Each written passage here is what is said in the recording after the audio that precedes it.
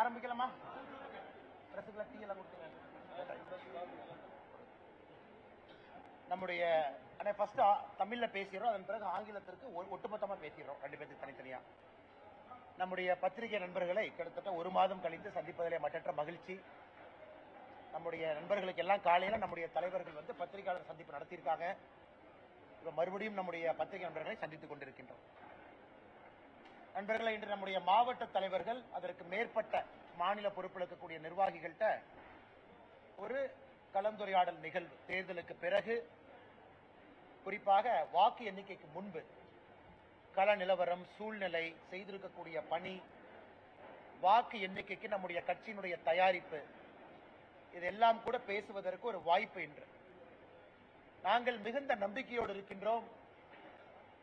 June 4ஆம் தேதி 2024 மோடி அவர்கள் மூன்றாவது முறையாக தொடர்ந்து ஆட்சி கட்டளை அமரும் பொழுது இந்த முறை தமிழகத்திலிருந்து நம்முடைய தேசிய ஜனநாயக கூட்டணி பாரதிய ஜனதா கட்சியினுடைய பாராளுமன்ற உறுப்பினர்கள் செல்வார்கள் என்பதிலே மிகுந்த நம்பிக்கையோடு இருக்கின்றோம். இந்தியா முழுவதும் பார்த்துக் கொண்டிருக்கின்றோம். தமிழகம் முதல் கட்டம் ஏப்ரல் 19ஆம் தேதி நம்முடைய தேர்தல் நடந்து முடிந்த பிறகு இதுவரை 6 கட்டம் நடந்து முடிந்திருக்கிறது. 486 தொகுதிகளில் தேர்தல் நடந்து முடிந்திருக்கிறது. இன்னும் 57 தொகுதி கடைசி கட்ட வாக்குப்பதிவில் ஜூன் 1ஆம் தேதி இன்னும் 57 தொகுதிகள் மட்டும் பாக்கி இருக்கு. ஆனா இப்ப இந்த 6 கட்ட வாக்குப்பதிவு நடந்திருக்கக்கூடிய வாக்கை பதிவை பார்க்கும் பொழுது, மக்களுடைய எழுச்சியை பார்க்கும் பொழுது, பாரதிய ஜனதா கட்சி தனியாக எப்படி 2014 283, 2019 303, இந்த முறை 2024 மிகப்பெரிய எண்ணிக்கையோடு பாரதிய ஜனதா கட்சி, எங்களுடைய எண்ணிக்கை 370, பாரதிய ஜனதா கட்சி, தேசிய ஜனநாயக கூட்டணிக்கு 400. அது நிச்சயமாக அந்த இலக்கை எட்டப் போகின்றோம். அதற்கான களச்சூழல் மிக தெளிவாக இருக்கிறது. குறிப்பாக இந்தி கூட்டணியாக இருக்கட்டும், யாராக இருக்கட்டும், தெலங்கானாவை பொறுத்தவரை இந்தி கூட்டணி இல்லாத டிஆர்எஸ் இருக்கிறாங்க. இந்தியா முழுவதும் இந்தி கூட்டணி இருக்கு. எல்லா இடத்திலும் கூட மக்களுடைய எண்ணத்தை நான் பிரதிபலித்து உங்களுக்கு சொல்றேன். இந்த முறை பாரதிய ஜனதா கட்சி இன்னைக்கு 6 கட்ட வாக்குப்பதிவை தாண்டி பார்க்கும் பொழுது 335 இடத்தை பாரதிய ஜனதா கட்சி இன்னைக்கு நாங்கள் தாண்டி இருப்பதாக நாங்கள் கணித்திருக்கின்றோம். இன்னும் 57 இடம் பாக்கி இருக்கு. அது வந்து ஜூன் 1ஆம் தேதி நடந்து முடியும் பொழுது எங்களுடைய எண்ணிக்கையான 370, தேசிய ஜனநாயக கூட்டணியினுடைய எண்ணிக்கையாக இருக்கக்கூடிய 400, நம்முடைய எண்ணிக்கை நாம் வைத்திருப்பது மக்கள் ஆதரவோடு அதை பெற்று சுதந்திர இந்தியால முதலாக, அதாவது ஒரு எமோஷனல் அப்பீல் எதுவுமே இல்லாம, ஒரு பிரதம மந்திரியினுடைய வேலை, கடுமையான உழைப்பு, அதை பார்த்து 10 ஆண்டு காலம் ஆட்சியில் இருந்த மோடி அவர்களை மறுபடியும் 5 ஆண்டு காலம் மக்கள் தேர்ந்தெடுக்க இருக்கின்றார்கள். தமிழகத்திலிருந்து மிகப்பெரிய அளவில் தேசிய ஜனநாயக கூட்டணி பாரதிய ஜனதா கட்சியினுடைய பாராளுமன்ற உறுப்பினர்கள் செல்ல இருக்கிறாங்க. ஆனால் நம்முடைய நண்பர்கள் நீங்க கேட்கிற கேள்விக்கு பதில் சொல்றாங்கன்னா கேளுங்க. கொஞ்சம் சத்தமா சொல்லுங்க.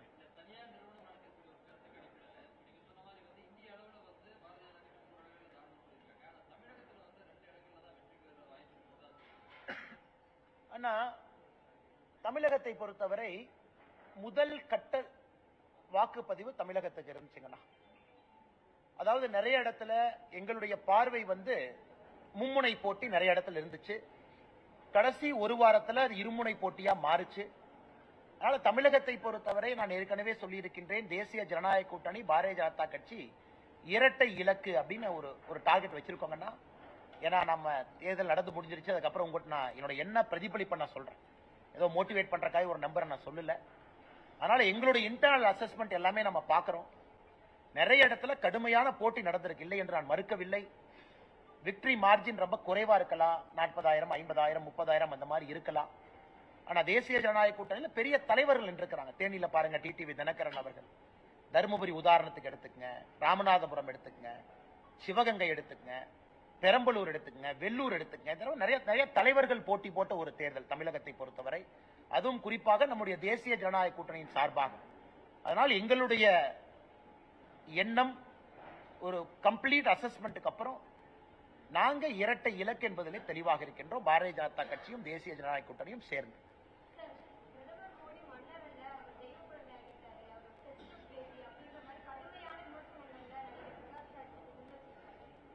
பிரகாஷ் ராஜ் அவங்க அதாவது பெங்களூர் சென்ட்ரல் தொகுதியில நிற்கும் பொழுது டெபாசிட்டை இழந்தவர்.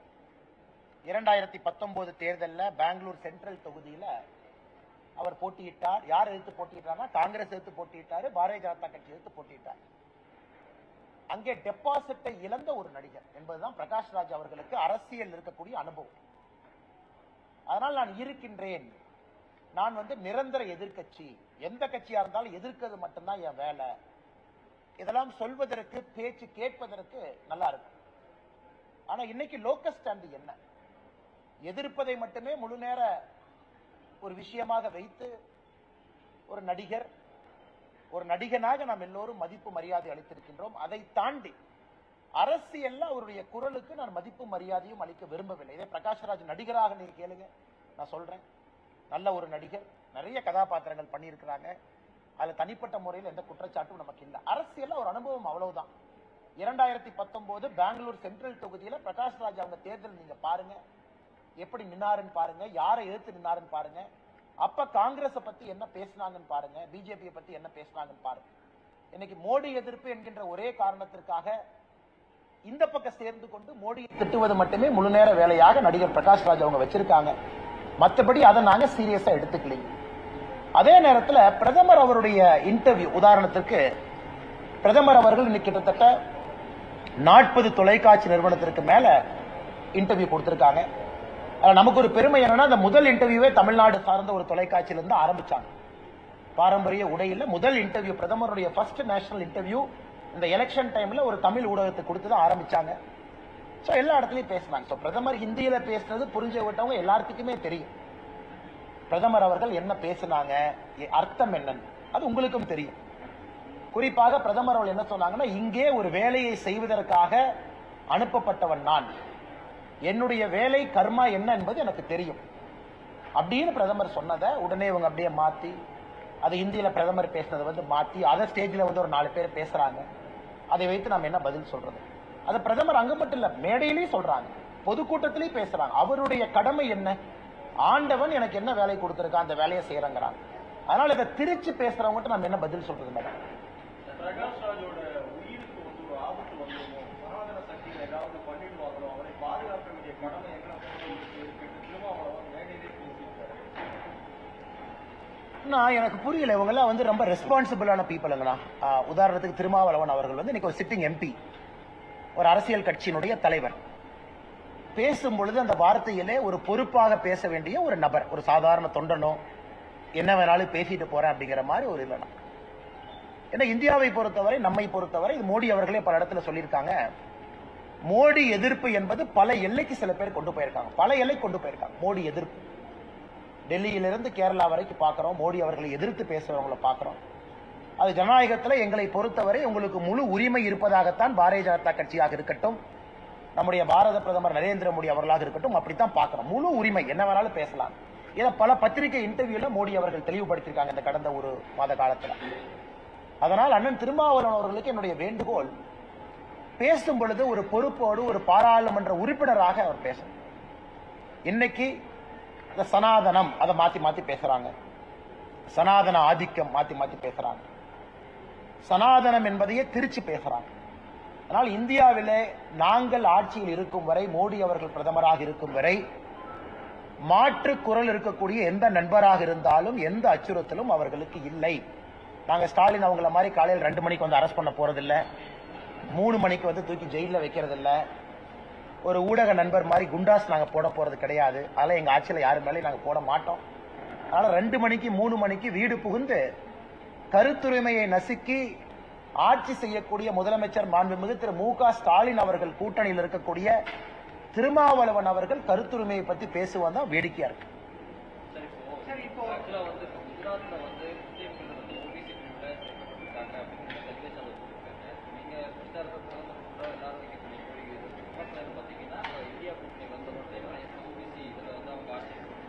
இஸ்லாமியர்கள் ஓபிசி பிரிவுல பல இடத்துல இருக்காங்க.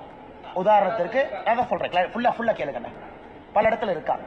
தமிழகத்தில் கலைஞர் கருணாநிதி அவர்கள் இருக்கும் பொழுது 3% இஸ்லாமியர்கள், கிறிஸ்தவர்கள், அதன் பிறகு கிறிஸ்தவர்கள் வேண்டான்னு சொன்னாங்க. ஆனா ரூல் என்னன்னாங்கன்னா, ஒரு இஸ்லாமியரை ஓபிசி பிரிவுல கொண்டு வர்றீங்கன்னா அந்த இஸ்லாமியர் சப் கம்யூனிட்டியை டெஸ்ட் ஆஃப் பேக்வர்ட்னஸ் நீங்க ப்ரூவ் பண்ணணும். அதாவது இஸ்லாம் கம்யூனிட்டிக்குள் இருக்கக்கூடிய உட்பிரிவை, இஸ்லாம்ங்கிறது ஒரு இந்து மாதிரி ஒரு பேராக இருந்தாலும் கூட உள்ள உட்பிரிவு இருக்கு. அந்த உட்பிரிவில் இருக்கக்கூடிய இஸ்லாமை டெஸ்ட் ஆஃப் பேக்வர்ட்னஸ் பாஸ் பண்ணாங்கன்னா அவங்க ஓபிசிக்குள்ள இருப்பாங்க. இது காலங்காலமாக நம்முடைய நாட்டில் இருக்கக்கூடிய நடைமுறை. இப்ப கர்நாடகா போன்ற காங்கிரஸ் ஆளுகின்ற மாநிலத்தில் எல்லா இஸ்லாமியர்களும் ஓபிசி, அதை எதிர்க்கிறோம்.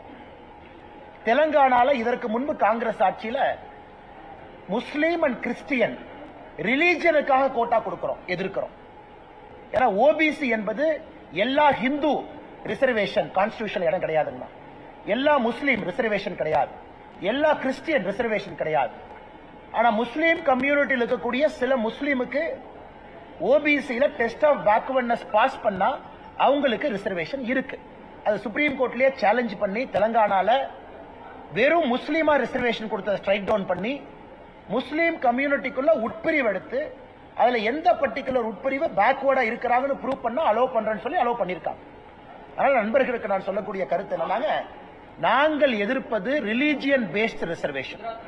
ரிலீஜியன் பேஸ்ட் ரிசர்வேஷன் குஜராத்லயும் எல்லா முஸ்லீம் ஓபிசி கிடையாது, குஜராத்லயும் எல்லா கிறிஸ்டியன் ஓபிசி கிடையாது. அதே போல தமிழகத்தில், அதே போல இன்னைக்கு இருக்கக்கூடிய தெலங்கானால எல்லா முஸ்லீமும் ஓபிசி கிடையாது. கர்நாடகா ஸ்ட்ரக் டவுன் ஆனோடனே கர்நாடகா என்ன பண்றாங்கன்னா எல்லா முஸ்லீமும் ஓபிசிங்கிறாங்க. அது இன்னைக்கு ஸ்ட்ரக் டவுன் ஆயிருக்கு. ஆனால் நாங்கள் திரும்ப திரும்ப உங்களிடம் நண்பர்கள்ட்ட சொல்வது ரிலீஜியன் பேஸ்ட் ரிசர்வேஷன். நான் முஸ்லீம் என்கின்ற அடையாளத்திற்காக எனக்கு ஓபிசி கொடுங்க, அது தவறு. முஸ்லீமுக்குள்ள இருக்கக்கூடிய உட்பிரிவுல பேக்வர்டா இருக்கக்கூடிய சில கிளாஸுக்கு ஓபிசி கொடுங்க, அது அலோடு. இதைத்தான் அனைத்து இடத்திலும் சொல்லுகின்றோமோ தவிர கர்நாடகால அசம்பிளி எலெக்ஷன் சமயத்துல பிஜேபி என்ன சொல்லுச்சுன்னா முஸ்லீம்னு கொடுத்திருக்க ரிசர்வேஷன் நாங்க எதிர்க்கிறோம், அதை எஸ்சி எஸ்டிக்கு பிரிச்சு கொடுக்கிறோம், அதை ஓபிசி கம்யூனிட்டி லிங்காயத்தா இருக்கட்டும் கவுடாவா இருக்கட்டும் ஜாஸ்தி பண்றோம். இதே இஸ்லாம்ல ஒரு அரசு டெஸ்ட் ஆஃப் பேக்வர்ட்னஸ் பண்ணி குறிப்பிட்ட சமுதாயம் இஸ்லாம் மதத்துக்குள்ள இவங்க ஓபிசியா கொண்டு வர வேண்டும் என்றால் இன்னைக்கு அரசியலமைப்பு சட்டத்தில் இடம் இருக்கு. இதை புரிஞ்சுக்கணும். குஜராத்திலும் அதான் நடந்திருக்கு.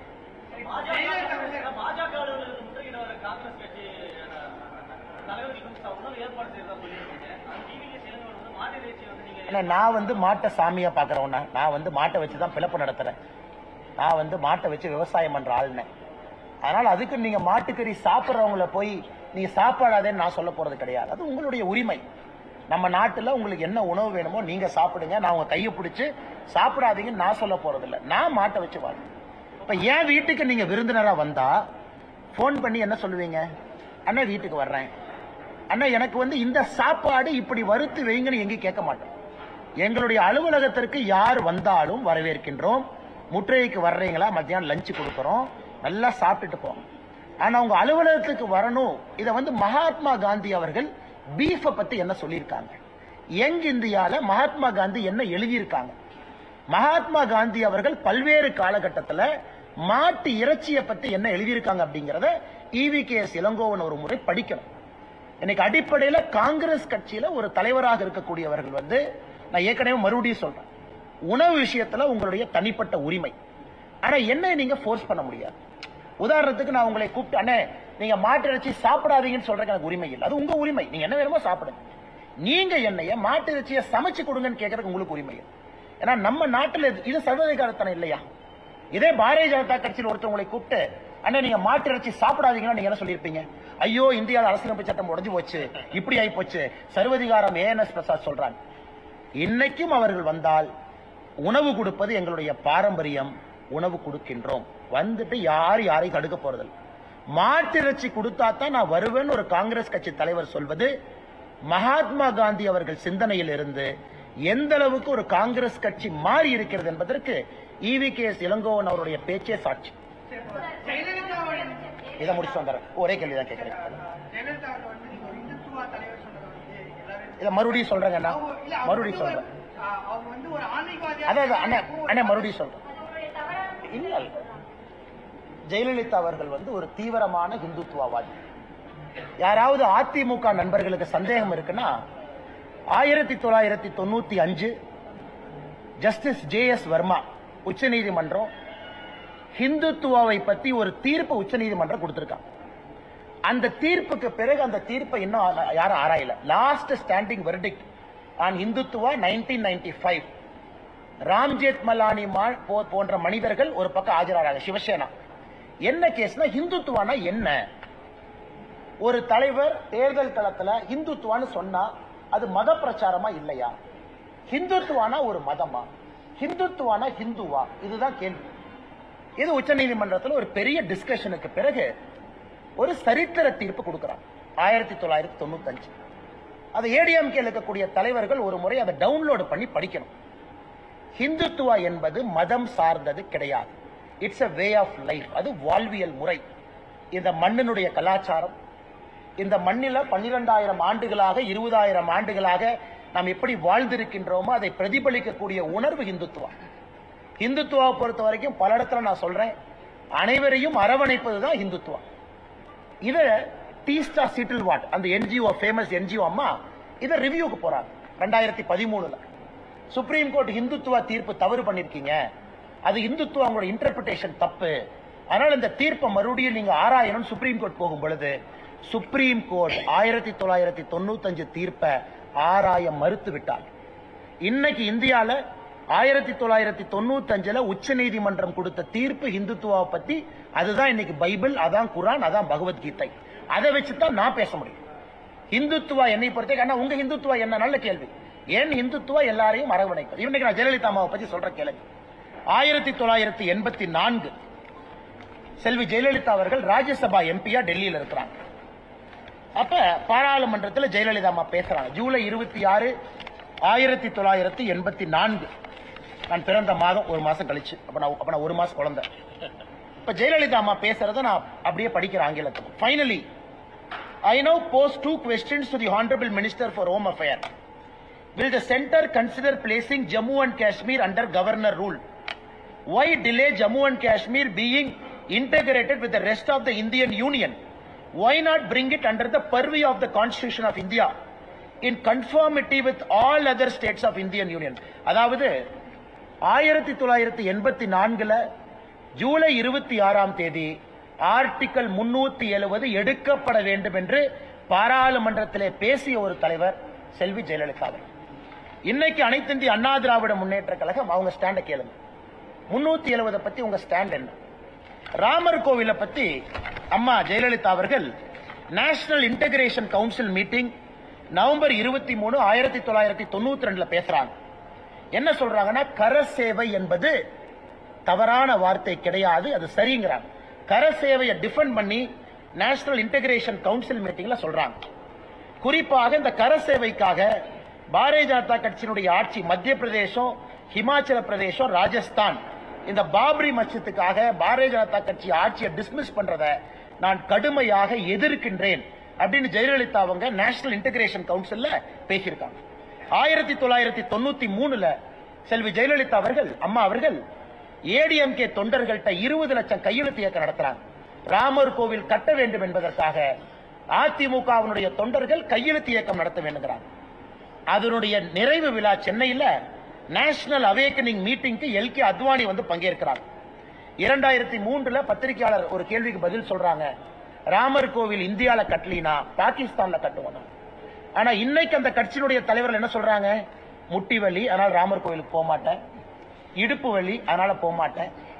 அதனால இதெல்லாம் கம்பேரிசன் பண்ணி சொல்றேன். அடுத்தது uniform civil code 2003 uniform civil கோடுக்கு அம்மா ஜெயலலிதா அவங்க சொல்றாங்க, it is very much necessary for a multi religious country like India rendering equality to all.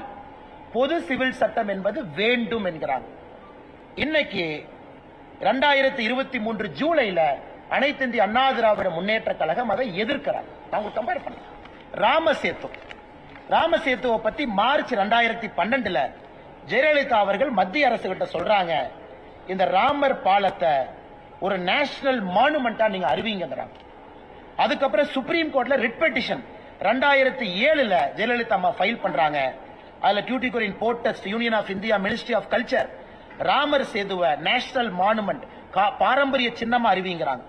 ஆனா இன்னைக்கு அசம்பிளில ஏடிஎம்கே அபிஷியல் ஸ்டாண்ட் என்ன? பொள்ளாச்சி ஜெயராமன் அவர்கள் சொல்றாங்க, நயினார் நாகேந்திரன் அவர்கள் பிஜேபி இதை முழுமையாக ஆதரிக்குது. அதாவது ராம் சேத்துவை பொறுத்தவரை அந்த நேஷனல் மானுமெண்ட் வரணும். ஜெயராமன் அவங்க சொல்றாங்க இந்த ப்ராஜெக்டை நாங்க ஸ்டடி பண்ணுவோம், ஸ்டடி பண்ணிட்டு அதனுடைய சாதக பாதகத்தை பார்த்து அதன் பிறகு முடிவெடுப்போம் அப்படி. அதாவது அம்மையார் ஜெயலலிதா அவருடைய கொள்கையிலிருந்து நான் என்ன ஆன்டி கன்வர்ஷன் லாக்குள்ள போக விரும்பல. ஜெயலலிதா அம்மா 1991 வேத பாடசாலை தமிழ்நாட்டில் உருவாக்குனாங்க. அதுக்குள்ள நான் போக விரும்பலீங்க. அதனால யாராவது ஏடிஎம்கே நண்பர் இதை அப்போஸ் பண்றாங்கன்னா விவாதத்திற்கு பாரதிய ஜனதா கட்சி தயாராக இருக்கிறது. ஒரு எஸ்டிபிஐயோட நாங்க கூட்டணி வச்சுட்டோம் அப்படிங்கிற ஒரே ஒரு காரணத்திற்காக மாத்தி பேச வேண்டிய அவசியம் அனைத்து இந்திய அண்ணா திராவிட முன்னேற்ற கழகத்தில் இருக்குமே தவிர எங்க இருக்கல. 1993 RSS அலுவலகம் இதே சென்னையில பயங்கரவாதிகளால் குண்டு வெடித்து தகர்க்கப்பட்ட பொழுது அதை ஜெயலலிதா அம்மையார் அவர்கள் RSS அலுவலகத்தை முழுமையாக கட்டி கொடுப்பதாக சொன்னார்கள். தமிழகத்தினுடைய RSS அதை மறுத்தது. நாங்களே மக்கள்கிட்ட பணம் வாங்கி கட்டிக்கிறோம், அரசு பணத்துல எங்களுக்கு கட்டி கொடுக்காதீங்க. அரசு பணத்திலே ஒரு RSS அலுவலகத்தை கட்டி கொடுப்பேன், குறிப்பாக பயங்கரவாத தாக்குதலுக்கு பிறகு ஜெயலலிதா அம்மா சொன்னாங்க. இப்ப நீங்க சொல்லுங்க, நான் ஜெயலலிதா அவர்கள் இந்துத்துவவாதி என்று சொல்வதிலே என்ன தவறு? சார், விவாதம் தேவையில்லைன்னு சொல்றதை விட இன்னைக்கு தமிழகத்துல இந்த இந்துத்துவா அப்படிங்கிற வார்த்தையை குழம்பி பிசங்கி அது ஒரு மாதிரி பாத்தீங்கன்னா அடிச்சு ஒரு மாதிரி கொண்டு போயிட்டாங்க. இன்னைக்கு நாம் எதை சொல்லுகின்றோம் என்றால் இந்துத்துவா என்பது நாங்கள் யாருக்கும் எதிரி இல்லை. இப்ப பாருங்கன்னா ஸ்டாலின் அவர்கள் ஒரு திருமண விழாவுக்கு போறாங்க எதிர்கட்சி தலைவரா. எனக்கு இந்த திருமண விழாவில் அந்த தாலி கட்டுறதெல்லாம் அந்த புகை வரும், அப்படி வரும், அது எப்படி நான் ஏத்துக்க முடியும்? அப்படி பேசுறாங்க. ஆனா இதே நான் முத்துராமலிங்க தேவரையா பத்தி அண்ணாதுரை அவங்க பத்தி பேசினா ப்ராசிக்யூஷன் சாங்ஷன் கொடுத்து என் மேல கேஸ் போடுறாங்க. என் மேல முத்துராமலிங்க தேவரையாக்கு நீங்க ப்ராசிக்யூஷன் சாங்ஷன் கொடுத்து 1233 போட்டீங்கன்னா கோயிலா அசிங்கமா கூம்பா இருக்கும். திருமாவளவன் அவர்கள் மேல என் ப்ராசிக்யூஷன் சாங்ஷன் கொடுக்கல. அதாவது ஆபாசங்கிற வார்த்தையை பயன்படுத்தினாங்க. திருமணத்துல அந்த புகையெல்லாம் வரும். ஸ்டாலின் அவர்கள் மேல என் ப்ராசிக்யூஷன் சாங்ஷன் கொடுக்கல. அதனால நான் சொல்றதுன்னா ஒரு விவாதமா இருக்கட்டும். நான் இஸ்லாமியர்களை பத்தி கருத்து சொல்றேன்னா பத்திரிகை நண்பர்களை சட்டை பிடிச்ச கேள்விகளுக்கு நான் பதில் சொல்றேன். நான் கிறிஸ்தவர்களை பத்தி கருத்து சொல்றேன்னா சட்டை பிடிச்ச கேள்விகள். நான் இந்துத்துவாங்கிறது இன்னைக்கு சுப்ரீம் கோர்ட்டினுடைய தீர்ப்பை நான் கோட் பண்றேன். சுப்ரீம் கோர்ட்டே தன்னுடைய தீர்ப்பை ரிவ்யூ பண்ண மறுக்கிறாங்க. 1995 கொடுக்கப்பட்ட தீர்ப்பு 29 ஆண்டுகளா இருக்கு. அப்படி இருக்கும் பொழுது இவர்கள் எதற்கு ஒரு சின்ன இதுக்குள்ள அடைக்கிறாங்கன்னு தான் நான் கேட்கிறேன். அண்ணா இல்ல, நான் பல இடத்துல பேசியிருக்கேன். அது பிடிஐனுடைய ஒரு ஆல் ஃபார்மேட் இன்டர்வியூ. பிடிஐ பொறுத்த வரைக்கும் எல்லா எடிட்டர்ஸும் உட்கார்ந்து இன்டர்வியூ பண்ணுவாங்க. டெல்லியில அவங்க கூப்பிடுவாங்க. எல்லா கேள்வியும் அது ஓபன் ஹவுஸ் செஷன். என்ன கேள்வி வேணாலும் கேட்கலாம், நம்ம பதில் சொல்லணும். கிட்டத்தட்ட 20 பேர் இன்டர்வியூ பண்ணுவாங்க. அந்த பிடிஐ ஒருத்தரப்ப 20 பேர் இன்டர்வியூ பண்ணுவாங்க. அவங்க எடிட்டர்ஸ், பொலிட்டிக்கல் எடிட்டர், எல்லா எடிட்டரும். சோ அதுல நான் எப்பொழுதுமே சொல்வதைத்தான் தொடர்ந்து சொல்றேன். எனக்கு இவர்கள் குழம்பி போய் கிடக்குறாங்க அறிக்கை, அதை ஒருத்தர் அப்போஸ் பண்றாங்க. நான் ஜெயலலிதா அவர்கள் இஸ்லாமியர்களுக்கும் கிறிஸ்தவர்களுக்கும் எதிரின்னு எங்கேயுமே சொல்லுங்க. யாரோ நினைச்சுதான் போனாங்க. ஹிந்துத்துவாங்கிற வார்த்தையை மாத்தி அதை அப்படியே பிஜேபி மேல ஒட்ட வைக்கிறாங்க. பிஜேபி ஹிந்துத்துவா கட்சினா பிஜேபி இஸ்லாமியர்களுக்கு கிறிஸ்தவர்களுக்கு எதிரிங்கிறாங்க. அதை தெளிவுபடுத்துவதற்கும் பத்திரிகை நண்பர்கள் மூலமாக ஒரு வாய்ப்பாக அதை நான் பார்க்கிறேன். வேற ஒன்றும் இல்லை. அண்ணா ஹிந்துத்துவா என்பது எல்லாரையும் அரவணைக்கிறது. 2 மதத்தை சார்ந்து போவது இந்துத்துவா அல்ல, அல்லது இந்து மதத்தை மட்டும் சார்ந்திருப்பது இந்துத்துவா அல்ல. இன்னைக்கு அவங்களுடைய நிலம் என்ன? ராமர் கோயிலுக்கு போங்க, மாஸ்க்கு போங்க, இஃப்தார் விருந்து நடத்துங்க, சர்ச்சுக்கு போங்க. இதைத்தான் நாங்க பண்றோம். பாரதிய ஜனதா கட்சி இஃப்தார் விருந்து நடத்துறோம், கிறிஸ்துமஸ் நடத்துறோம், ராமர் கோயிலுக்கு போறோம். பட் நான் அங்க போக மாட்டேன், அங்க போனா இப்படின்னா அது எப்படி செக்குலரா? ஆனா ஒரு நிமிஷம் இங்க முடிச்சுட்டு இங்க வரணும். முதல் ஆளா போயிருப்பாங்க. முதல் ஆளா போயிருக்கிறது மட்டும் இல்ல, ரொம்ப சந்தோஷப்பட்டிருப்பாங்க. இது இந்தியால யாருமே ராமர் கோவிலை பத்தி ஒரு தீவிரமான பாரதிய ஜனதா கட்சியினுடைய தொண்டன் சொல்வதை விட காரசாரமா பேசினவங்க. அதனால ஜெயலலிதா அவர்களை பொறுத்தவரை இது இந்தியாவுடைய ஒரு பாரம்பரிய அடையாளமாகத்தான் ராமர் கோயிலை பார்த்தாங்க. அதனால இன்னைக்கு அந்த தலைவர்கள் மாத்தி பேசுறதுக்காக நாம இந்துத்துவ டெபினேஷனை மாத்த முடியாதுங்க.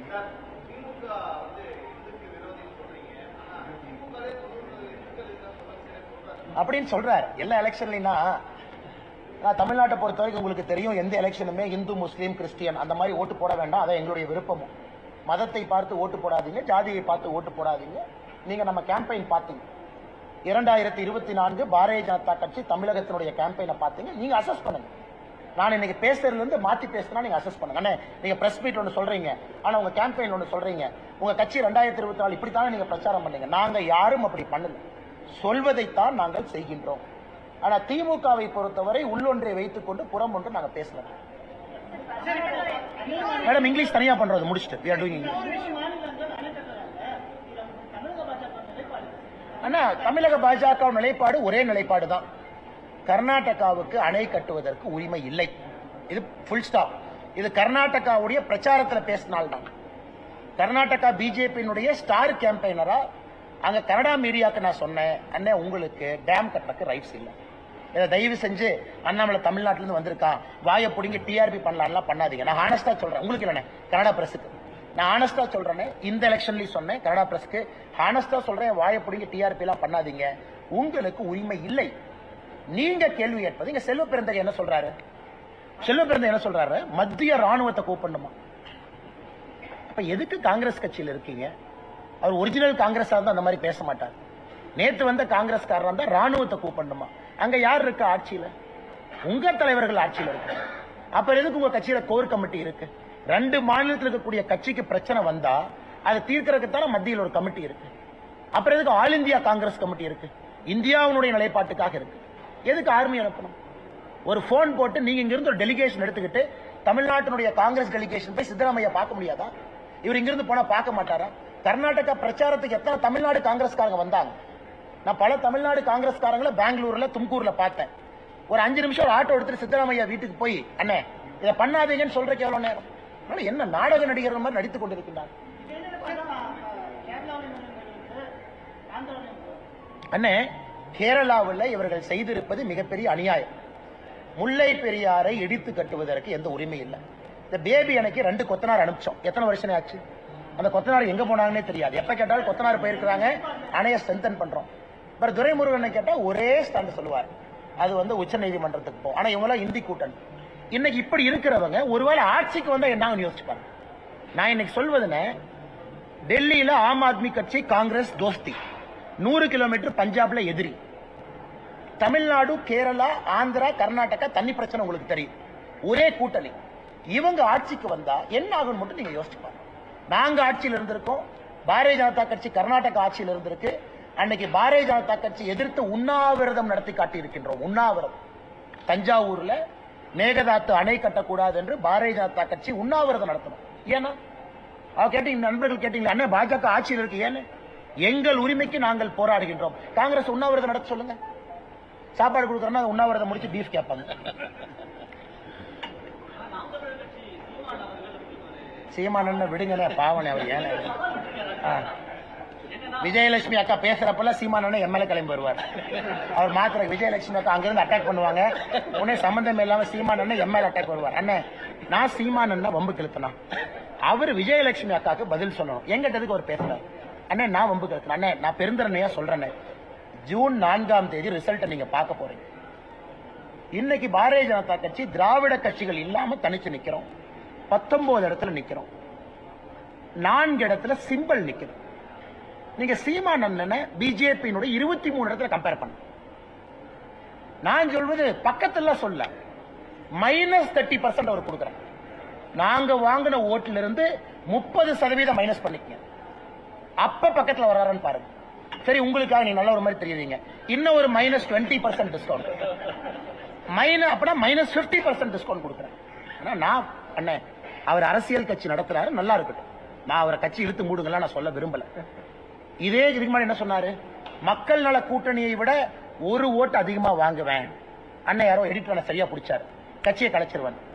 கரெக்டா எலெக்ஷன் முடிஞ்சு 2016 கேட்டாங்க, நான் சொன்னேன். ஆனா என்ன அப்படின்னாரு. அதனால சீமானன் அந்த தர்ம சங்கடத்துல நான் விட விரும்பல. அவர் கட்சி நடத்தட்டும். தமிழகத்துல சீமான் அவருடைய குரல் முக்கியமான குரல், அந்த குரல் இருக்கணும். ஆனால் நான் விவாதத்துக்கெல்லாம் வரல. சீமானன் மீது மரியாதை இருக்கக்கூடிய நபர் நான். சம்பந்தமே இல்லாத ஏதோ ஒன்னு டைவர்ட் பண்றதுக்கு எங்க மேல விட வேண்டாம் தான் நான் சொல்றேன். இதை பண்ணிட்டா அப்புறம் ஜூன் 4ஆம் தேதி உங்க மூஞ்சியை நான் பார்க்கணும், எங்க மூஞ்சி நீங்க பார்க்கணும். அதனால தேவையில்லாத ஏன் அந்த போட்டிக்கு அவர் வராருன்னு எனக்கு தெரியும்.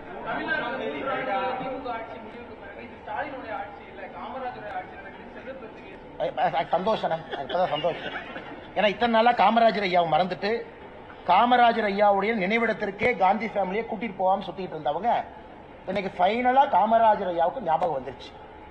காமராஜர் ஐயாவுடைய ஆட்சி காலத்துல டாஸ்மார்க்கு சாராயத்தை விடாம வச்சிருந்த மனுஷனை மு.க. ஸ்டாலின் ஐயாவுடைய ஆட்சியோட கம்பேர் பண்ணி காமராஜர் ஐயாவை அசிங்கப்படுத்துறாங்க. காமராஜர் ஐயா குடும்பத்துல கூட்டிட்டு வந்தாரானே? காமராஜர் ஐயா கரப்ஷன் லஞ்சத்தை ஊக்குவிச்சாரா? லூர்து பிரான்சிஸ் அம்மா மாதிரி ஒரு பெண்மணியை எப்படிப்பட்ட அமைச்சர் ஆக்கி காட்டினாங்க. பட்டியலின சகோதரர் பரமேஸ்வரன் அவர்களை கொண்டு வந்து அறநிலைத்துறை அமைச்சரை கொடுத்தாங்க.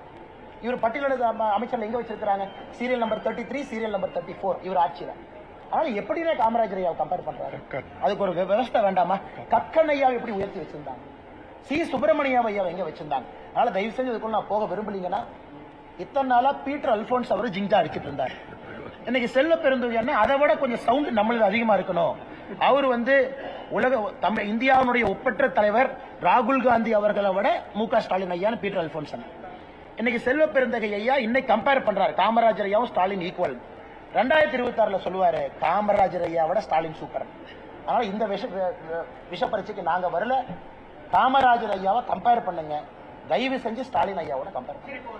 பாஜக பொறுத்த வரைக்கும் ஒரே நாடு இந்தியாவில் இருக்க எல்லாருமே ஒற்றுமை பேசிட்டு இருக்கோம். ஆனா ஒடிஷாக்கு போன உடனே மட்டும் அங்க இருக்கக்கூடிய இங்கிருந்து தமிழக கான்ட்ராக்டர்கள் போய் அங்க கொள்ளையடிக்கிறாங்க சுத்திராணி பேசிருக்கோம். ஒரு தமிழர் ஒடிஷால ஆட்சி அமைக்கலாமா அப்படின்னு ஒரு நாட்டு இன்னைக்கு பாரதிய ஜனதா கட்சியினுடைய அரசியல் வரலாற்றுல பல ஆண்டுகளுக்கு பிறகு ஒரு தமிழனை, குறிப்பாக பாரதிய ஜனதா கட்சியினுடைய மாநில தலைவரை ஆல் இந்தியா டெல்லி கேம்பெயினர் லிஸ்ட்ல வச்சிருக்காங்க. பாருங்க, அது ஒரு தமிழனுக்கு கிடைச்ச கௌரவமா நான் பாக்குறேன். அண்ணாமலையோ ஒரு பாரதிய ஜனதா கட்சியினுடைய மாநில தலைவரா பார்க்கல.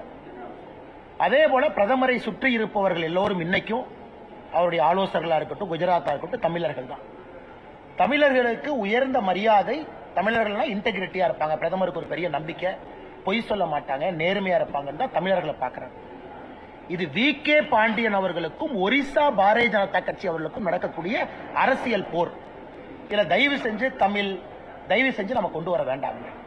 ஒரிசாவில் இருக்கக்கூடிய பல லட்சக்கணக்கான தமிழர்களை வி.கே. பாண்டியன் அவங்க ரிசைன் பண்ற வரைக்கும் நாங்க டச் பண்ணல. ரிசைன் பண்ற வரைக்கும் நாங்க தொடல. அவர் 12 வருஷம் நவீன் பட்நாயக் அவங்க அட்வைசரா இருந்தாங்க. ஒரு வார்த்தை நாங்க பேசல, ஏன்னா ஒரு ஐஏஎஸ் ஆபீசர். ரிசைன் பண்ண பிறகு பொலிட்டிக்கலா பேச ஆரம்பிச்ச பிறகு நாங்க பேசணும். அதனால தயவு செஞ்சு வி.கே. பாண்டியன் அவர்களை பிஜேடி நவீன் பட்நாயக் அவர்களுடைய ஆலோசகராக, அந்த கட்சியினுடைய ஒரு முக்கிய தலைவராக நாங்கள் பேசுகிறோம். அதுல ஒரிசால ஒரு வித்தியாசமான அரசியல் போகுது. இன்னைக்கு ஒரிசா பாரதிய ஜனதா கட்சி வைக்கக்கூடிய ஆர்குமெண்ட் என்னன்னா, இன்னைக்கு நவீன் பட்நாயக் அவரே ஆப்சென்டி சிஎம், அவரே அபிஷியலா சொல்லியிருக்காரு ஒரியா எழுத தெரியாது எனக்கு. அப்புறம் ஃபைல் எப்படி படிப்பாரு? அதனால தயவு செஞ்சு நீண்ட நெடிய இதுக்கு ஒரு ஸ்டோரி இருக்கு, நான் பேக்ரவுண்ட் இருக்கு. அப்ப 24 வருஷமா சிஎம் இருக்காங்க, 12 வருஷமா பாண்டியன் ஐயா இருக்காங்க. அதனால அங்கே எங்களுடைய அரசியல் யுத்தம் என்பது யாரு உங்களுடைய அடுத்த பிரதிநிதியாக இருக்கணும். ஒருவேளை பிஜேடி அவங்க சொல்றாங்க இல்ல இவர் தான் நவீன் பட்நாயக், இவர் எங்க ஒரிசால எலெக்ஷன் நிப்பார், இவர் எலெக்ஷன் நின்று ஜெயிப்பார், அது வேற.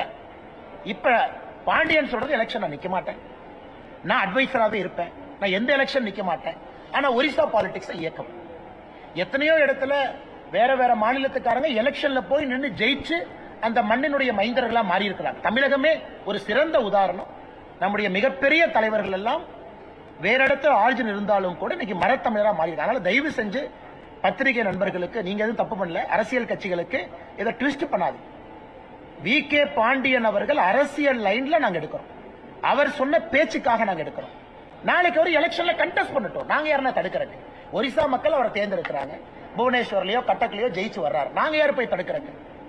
அதனால எலெக்ஷன்ல நிக்க மாட்டேன், காலம் ஃபுல்லா அட்வைசரா இருப்பேன், ஸ்டார் கேம்பெயினரா இருப்பேன், நம்பர் 2 ஸ்டார் கேம்பெயினர், எல்லாத்தையும் நான் முடிவெடுப்பேன். நான் தான் வி.கே. பாண்டியன். அரசியல் நீங்க பேசாம எப்படி இருப்பீங்கன்னா? இனவாத கருத்து எங்கேயும் சொல்லிங்கன்னா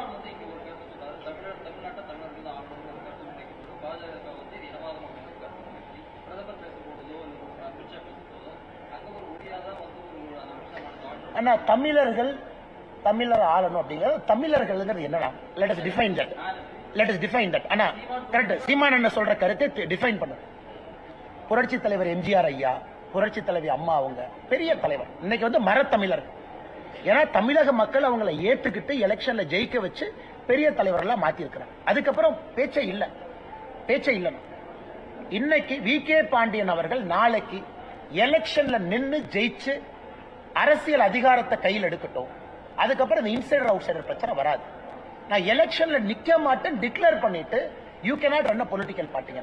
இப்ப நான் இங்க இருக்கேன், எலெக்ஷன் நின்னு அக்கௌண்டபிலிட்டி கொடுக்குறேன், வெற்றி தோல்வி உங்க முன்னாடி நிக்கிறேன். நீங்க 5 வருஷத்துக்கு ஒருக்கா எவாலுவேட் பண்ணணும். எல்லா தலைவரும் 5 வருஷத்துக்கு ஒருக்கா நீங்க எவாலுவேட் பண்ணுங்க, சர்டிபிகேட்டை புதுப்பிங்க. ஆனா ஒரிசாவை பொறுத்தவரை வி.கே. பாண்டியன் அவர்களை பத்தி பாரதிய ஜனதா கட்சி தலைவர்கள் சொல்லி இருக்கக்கூடிய கருத்து அண்ணன் கேட்ட 2வது கேள்வி. இப்ப வி.கே. பாண்டியன் அவர்கள் போக விரும்பலீங்கன்னா வி.கே. பாண்டியன் அவர்களுக்கு அங்க யாரும் சப்போர்ட் பண்றேன். ஆனா உலகத்துல எங்க போய் தமிழ்காரங்க சாதிச்சாலும் முதல்ல பெருமைப்படுற ஆள் நான் தான்.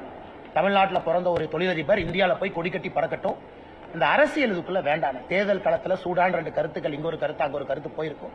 அந்த கருத்துக்கு ஒரு பதில் கருத்து சொல்லி அது சூடான கருத்தா மாறிடும். நம்ம தமிழ்காரங்க எங்க போனாலும் ஜெயிச்சு வரட்டும், அந்தந்த மாநிலத்துல கோல் வச்சுட்டும், பொலிட்டிக்கல் இன்டர்ஃபரன்ஸ்குள்ள போக வேண்டாம். நாளைக்கு வி.கே. பாண்டியன் ஜெயிச்சு வரட்டும், ஒரு தமிழரா இங்கிருந்து நான் பாராட்டு. அண்ணன் நம்ம ஊருக்காரர் அங்க போய் ஜெயிச்சிருக்காரு. சியோன் கோலிவாட்ல கேப்டன் தமிழ்ச்செல்வன் ஜெயிச்சிருக்காரு. மும்பை போறோம், சியோன் கோலிவாட்ல தமிழ்நாட்டுக்கு வெளியே தமிழ்நாட்டில் பிறந்த ஒரே எம்எல்ஏ மும்பையில கேப்டன் தமிழ்ச்செல்வன். நீங்களும் கொஞ்சம் அவரை பத்தி பேட்டி எடுக்கணும். மராட்டி இருக்கக்கூடிய இடத்துல சியோன் கோலிவாடு தொகுதியில ஒரு தமிழர் ஜெயிச்சிருக்காரு 3வது முறை. எனக்கு பெருமை தான். அந்த மராட்டி இருக்கிற ஊர்ல நான் தமிழ்ல போய் பேசிட்டு வர்றேன், ஏன்னா அவர் இருக்கிறனால.